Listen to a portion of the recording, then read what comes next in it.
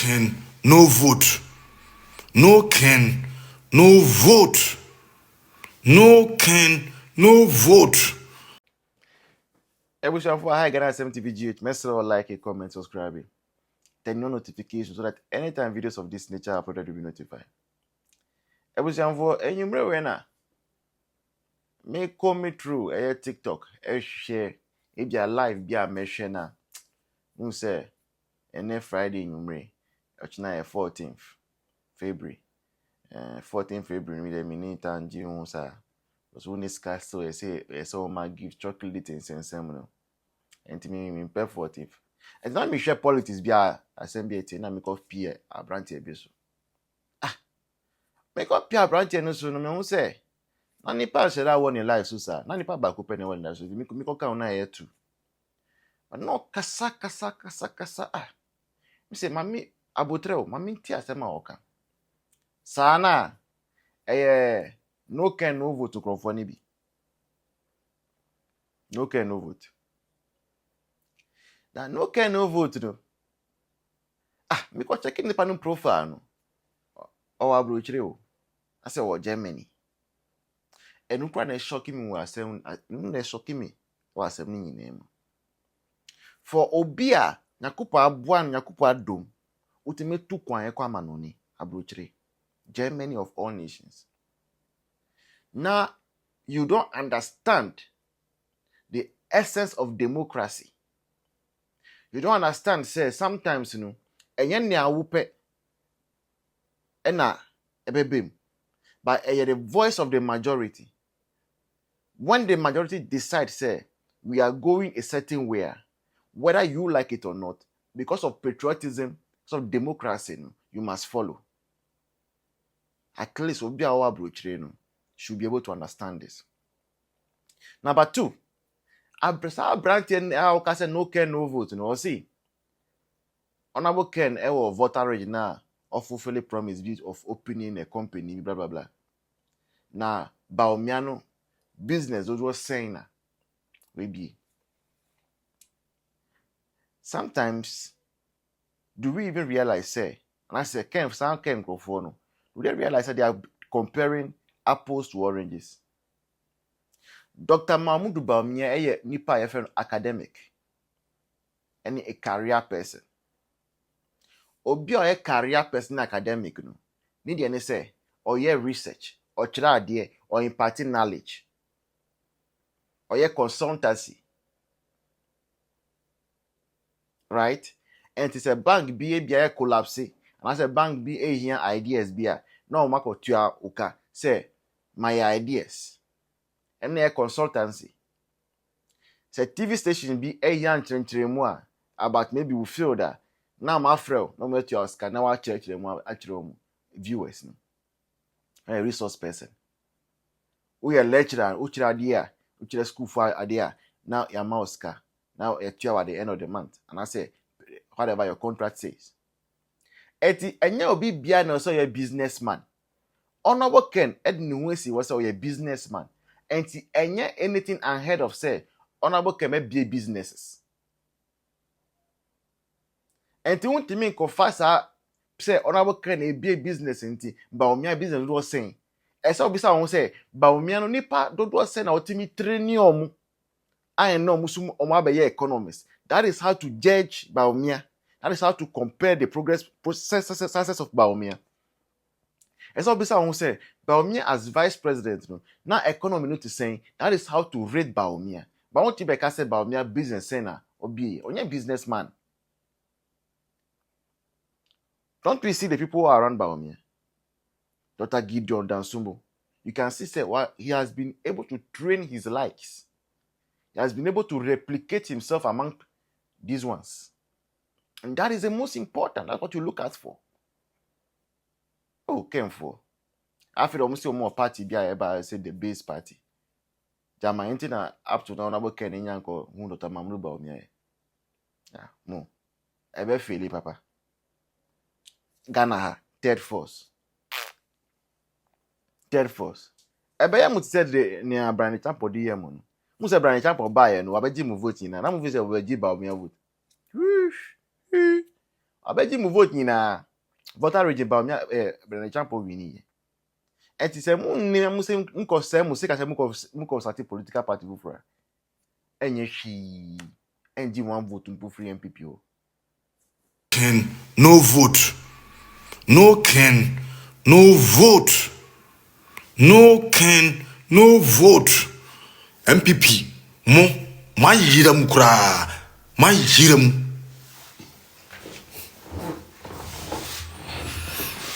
NPP for mo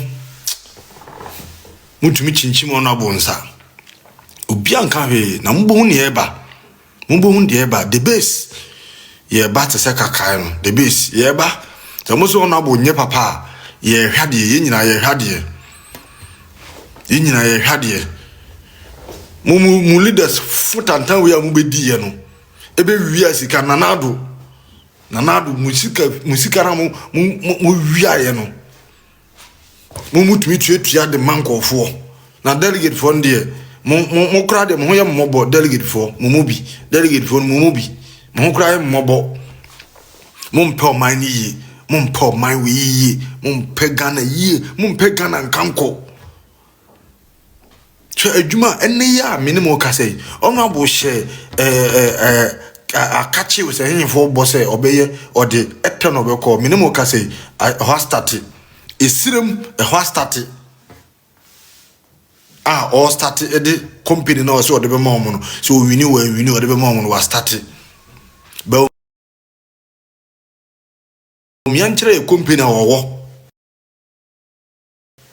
Baumia enchire company owo okobana ni tumi ko tran TV su ko yi sika di gu ho e kan ho nsem a enso ye hu adwuma papa bia owo na mu wia mu bedi do no abo atem mu wia mu ko fa mpanimfo se mpanimfo no enkopa ono abo achew na mu ka se wono ohuru nanim e de kosoro ho mu ka se ono abo Kenya pon ohuru nanim de kosoro ohuru ba fom se de mu nso mo ohuru e de ba fom no ohuru ba fom mo jano a boso me nkro no a wo ma nyinsem na ye ode wo mo no the same thing na ono abo Kenya pon sa mo jano ana sa boso me na mu no ye wo no nti mo watch out ye ba tebusia for midimbosia wo a support king bia ye mpenka bom memmo bia emeda na da wadwene se ye kan bom ye nyane ye nkoto aba memmo bia ntie ye de ye ona anya oda ye nya wo faye we omu ni hwe wo omu ni bibia ye ba omia oni bibia ka o bibi kan me na oye campaign nko kan ona bo se me de me ba me de adwuma na eba ampa Ghana nso adwuma ni ho ye ni adwuma Ghana for me chiachia mo mama adwo me mama ha me mama chi be bia mo bia na sese Ghana obie ni ho a wo man ho do se omunya envelope Mahama the envelope show mo se mo no makon mo no atum anochi frimpon sese omuya won interview no ne awo pese wo wadwene ne se ebe yanka Kwame Nkrumah na yemfa ni dini ento sa Kutuka International Airport no yesesa no a yemfa Kwame Nkrumah dini emra because adia Kwame Nkrumah ye no ebi NC da o asasi so na anochi frimpon pesa me kire se Kwame Nkrumah sa pan-Africanism no ya of try say ebenya independence ya ahurija e kan say ahurija ne ka say wudi aduane sija so ne say mene ya na oto ya wudi enyeye amene wodi minikaji independence ma ye no independence no emfaso ben ene yensa aka na the whole African so African country ben pa na sa amanyefo no anase enkrofo no omo etimi manage omo affairs to say ne abrofu yi manage omo affairs wonim se ade bi wo ho na se wo ye na se won succeed a na efri na hyase Pra Kwame Nkrumah say Ope United Africa no. Nanka ye asempapa o. Nanso so ne yakoban say na sahye no na hyase no Ghana nkasa no ye mu say hu say na enka bomu e wo ho. No wama unity aba. Na sebi Ghana tribes no wanti mi anka ya mom ama omana anye baako ama asumdwe ya ama. Na ofiri ho na woko Nigeria different tribes ho no ya eye by population e mako 250 ahenu aduonum ye mu say ho say sa Nigeria for different tribes no wono mo eka ana say baako ye na wo mo entem say there wasn't any tribal bigotry. Na afiri ho a wako Ivory Coast you bisa say Ivory Coast so different ethnic groups and na say tribes ben dodo say na wo ho na wo mo asetem mo tesen ansa na wasan dia kugina say language Ghana na countries ya twa hu nyina kan odisen French Kwame Nkrumah mi hunu say senka bom no be ya ene na Ghana for esua French language no na say ye tu kwan ko Togo Burkina Faso na say Cote d'Ivoire na bibia ye bokwa aman yantimi anya we no na wa wo fie kura wanti mi anka ya mom na ko ba say the whole Africa United States of America no sa problem when wo na ni ho e na nso na wo ni tribal differences bia e ko ba say e ko et say stumbling block bi na wo dwinwi hu a na wo fi say African unity de be yi eno so na nchan leaders ni nyina say wo munya betan so pa no my dictators na sa dictatorship no eye amamu pa say so on say ne ye komu say Ghana ha there's no unity among the tribes especially one tribe wa obia tano eye Asante tribe na anachi frimpon mi busa wo senka Kwame Nkrumah agi independence no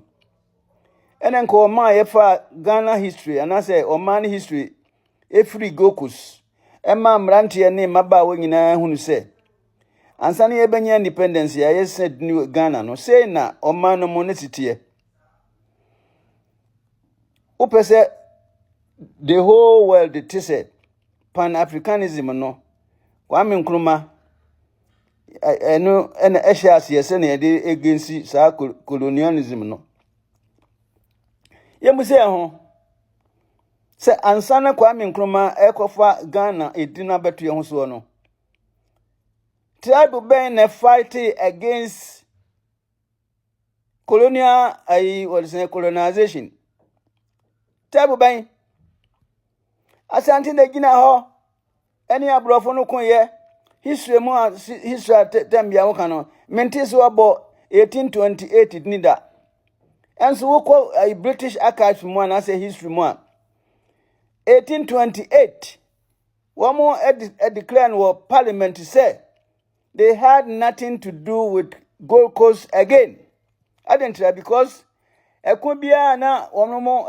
asantefo no mekono no medinkunim womo gender se womo don banyina na womo di say nkugo etino womo di sare say womo eni Gold Coast eni hweyo na Gold Coast na womo classified as crown colony na kase colonial na kosibroni ya na say British government na edana kuma so pa enam gold nti but asantefo no womo kon ye no ema womo ha hini eta won mo no eno omri sare se omo mba adisan Gold Coast biewu enti netumi ni nyina gina asante so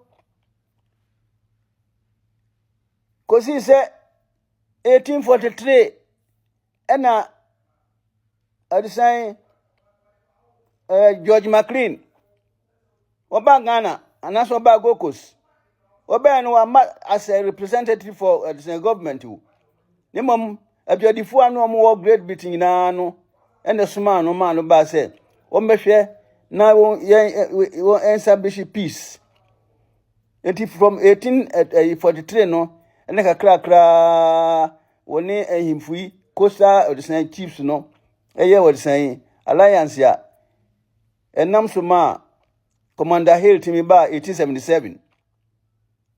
And asante ye pamo wono mama kwai. Ansana Kwame Nkrumah ba mo Genesis wo yo osagefo no. Na asante yagi omane si ho efiri kosi broni nsem. Enu nti na British government. And as a British national BN ho a wonya asase ewo Gokos. Ni yagi omane si ho. Anso mo pese obi ati ade asante yo ye. Enu firi wa economy no a say omano yadi chichi ye no eye koko no timber ani gold no if you sentiment say enu ne yadi hwe what say bebefo anu nyina wo tamakwan sa moto we no koko sika timber sika gold sika if you sentiment ani yadi eye sa moto we no Kwame Nkrumah ba ya wadi 10 million ekoma what say Guinea 10 million Mali nanka sa sika no timi yi akwan nyina wo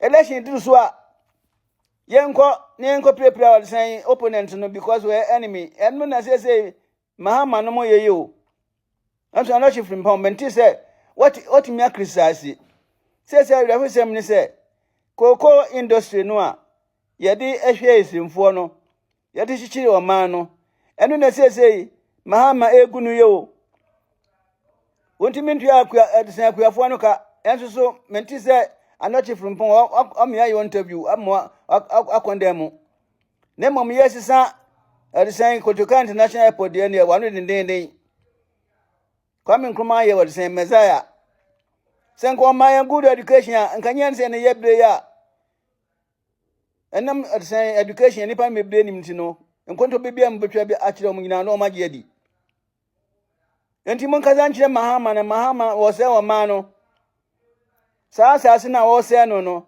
dachi enchiri ma no wo mo ba chiro papa enti no na momontu no fo Mahama wone ne andisi fo wo mo gu wo ma no